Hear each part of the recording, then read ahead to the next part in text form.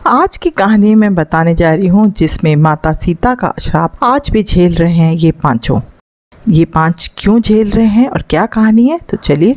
आखिर बिहार के गया में क्यों नहीं उगता है तुलसी का एक भी पौधा? क्यों ब्राह्मण कभी संतुष्ट नहीं होता है? फल्गु नदी सिर्फ नाम की नदी है। क्यों कौवा हमेशा लड़ झगड़ कर ही खा पाता है?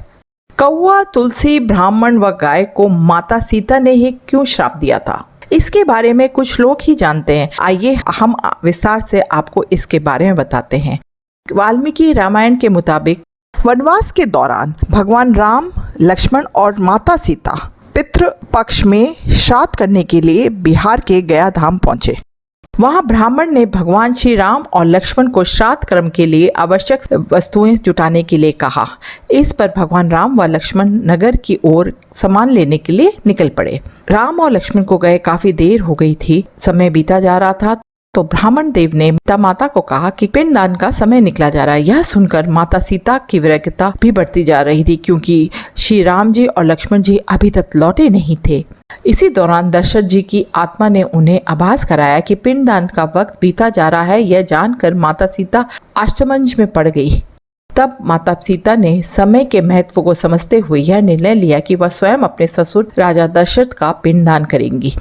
उन्होंने फल्गु नदी के साथ साथ वटवृक्ष, कौवा, तुलसी, ब्राह्मण व गाय को साक्षी मानकर स्वर्गीय राजा दशरथ का पिंडदान शुरू किया। इस क्रिया के उपरांत जैसे ही उन्होंने हाथ जोड़कर प्रार्थना की तो राजा दशरथ ने माता सीता का पिंडदान स्वीकार कर लिया। माता सीता इस बात से प्रफुल्लित हुई कि उनकी पूजा दशरथ जी ने स्वीकार कर ली है। इसके बाद उनके मन में संशय भी हुआ कि प्रभु राम इस बात को नहीं मानेंगे क्योंकि पिंडदान पुत्र के बिना नहीं हो सकता है। थोड़ी देर बाद भगवान राम और लक्ष्मण सामग्री लेकर आए और पिंडदान के विषय में पूछा। तब माता सीता ने कहा कि समय निकल जाने के कारण उन्होंने स्वयं पिंडदान कर दिया है। प्रभु राम को इस बात का विश्वास नहीं हो रहा था कि पुत्र के बिना और बिना सामग्री के पिंडदान कैसे संपन्न और स्वीकार हो सकता है। इसके बाद माता सीता ने कहा कि वहां उपस्थित फल्गु नदी, तुलसी, कौवा, गाय, वटवृक्ष और ब्राह्मण श्राद्ध क्रम की गवाही दे सकते हैं। भगवान राम ने जब इन सब से पिंडदान किए जाने की बात सच है या नहीं पूछा, तब फल्गु नदी, गाय, कौवा, तुलसी और ब्राह्मण पांचों ने प्रभु राम का क्रोध देखकर झूठ बोल दिया कि माता सीता ने पिंडदान नहीं किया है।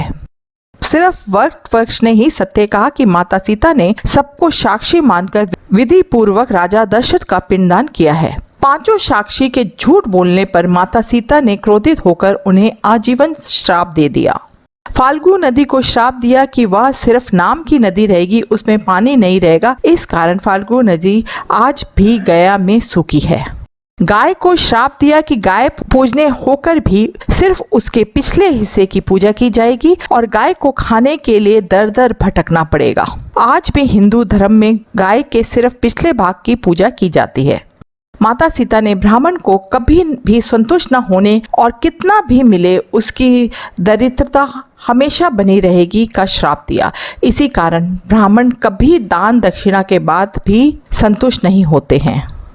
माता सीता ने तुलसी को भी श्राप दिया कि वह कभी भी गया की मिट्टी में नहीं उगेगी। यह आज तक सत्य है कि गया की मिट्टी में तुलसी नहीं फलती। और कौवे को हमेशा लड़ झगड़ कर खाने का श्राप दिया था। कौवा आज भी अकेले नहीं खाता है। माता सीता ने जहां इन पांचों को श्राप दिया था, वहीं सच बोलने पर वटवृक्ष को आशीर्वाद दिया कि उसे लंबी आयु प्राप्त होगी, वह दूसरों को छाया प्रदान करेगा और पतिव्रता स्त्री उनका स्मरण करके अपने पति की दीर्घ आयु की कामना करेंगी। पांचों आज भी माता सीता का श्राप झेल रहे हैं। कैसी लगी आपको कहानी ज़रूर बताइएगा।